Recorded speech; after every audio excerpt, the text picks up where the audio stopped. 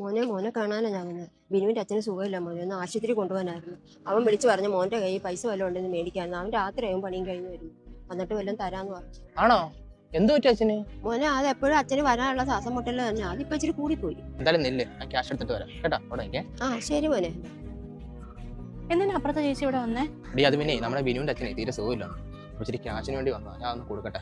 അവനാണ്ട് ദൂരെ എവിടെയാ പണിക്ക് പോയേക്കാണ്, താമസിക്കുന്നവരെ. ഞാൻ ഒന്ന് കൊടുക്കട്ടെ. അത് നില്ല നിങ്ങളിത് എന്തോ കാണിക്കും. ഇച്ചിരിയെങ്കിലും വിവരമുണ്ടോ? ഈ സന്ധ്യ നേരത്തെ ആരെങ്കിലും പൈസ എടുത്ത് കൊടുക്കുവോ?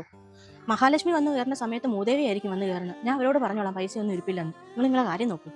നീ എന്തോടി പറയുന്നത്? നീ ഇത് എവിടെ പോവാ? പിന്നെ ചേച്ചി ഇവിടെ പൈസ ഇരിപ്പുണ്ടായിരുന്നു, അത് ഞാൻ എടുത്ത് ചിട്ടിക്ക് കൊടുത്താ ചേട്ടൻ അറിഞ്ഞില്ല.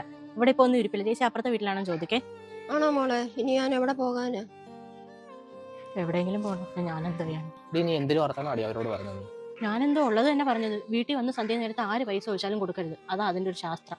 കഴിഞ്ഞ ആഴ്ചയെ നിന്റെ അനിയത്തി ഇതേ സമയത്ത് വന്ന് ക്യാഷ് ചോദിച്ചപ്പോൾ നീ എടുത്ത് കൊടുത്തായിരുന്നല്ലോ. അപ്പൊ ഈ മഹാലക്ഷ്മി ഇവിടെ ഇല്ലായിരുന്നു. അത് പിന്നെ അവർക്ക് എന്തെങ്കിലും ഉണ്ടെങ്കിൽ ഇവിടെ വരാതെ പിന്നെ വേറെ എവിടെ പോകാനാ? അതാണ് കാണാൻ നാട്ടുകാർക്ക് കൊടുക്കുന്നത്. അപ്പൊ നിനക്കേ ഈ മൂദേവി മഹാലക്ഷ്മി ഒന്നും അല്ല പ്രശ്നം, നാട്ടുകാർക്ക് പൈസ കൊടുക്കുന്നതല്ല നിനക്ക് പ്രശ്നം, ഇല്ലേ? എന്തായാലും നിന്നെ കണക്കുന്ന ഒരു മൂദേവി ഈ വീട്ടിലുള്ളിടത്തോളം കാലവേ വേറൊരു മൂതി വരാൻ യാതൊരു ചാൻസ് ഇല്ല. അത് ഉറപ്പാ. ഞാനേ അവർക്ക് പൈസ കൊടുത്തിട്ട് വന്നിട്ട് ബാക്കി പറയാം. എത്ര വന്നാലും പഠിക്കത്തില്ലല്ലോ. ഇഷ്ടം എന്തോന്നാ? പഠിപ്പ് മാത്രം ഉണ്ടായിട്ട് കാര്യമില്ല, വിവരം വേണം. അത് നിനക്കില്ല, അതെനിക്കറിയാം. പറഞ്ഞു മനസ്സിലായ? എന്തായാലും ഞാൻ അവർക്ക് ക്യാഷ് ഒന്ന് കൊടുത്തിട്ട് വരട്ടെ. നീ ആ മൂദേവിയും പിടിച്ചോണ്ട് അവിടെ ഇരുന്നു. കണ്ടാലറിയാത്തവനെ കൊണ്ടാലേ പഠിക്കും.